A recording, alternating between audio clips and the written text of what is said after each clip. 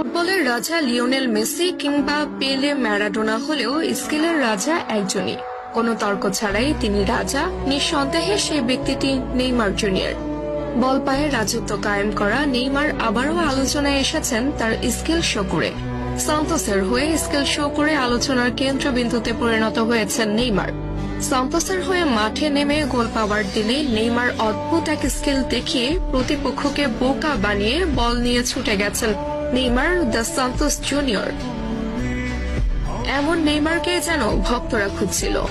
goal.com-এর প্রকাশিত এক শর্ট ভিডিওতে দেখা যায় লং বল রিসিভ করেন নেইমার। লাফিয়ে উঠে প্রতিপক্ষের বাড়ানো বল নিজের বুকে নিয়ে গ্রাউন্ডে টাচ করিয়ে পায়ের কারুকাজে প্রতিপক্ষের প্লেয়ারের মাথার উপর দিয়ে বল ঘুরিয়ে নিয়ে আসেন নেইমার। তা দেখে অবাক বনে যান মাঠে উপস্থিতরত ব্যক্তিরা।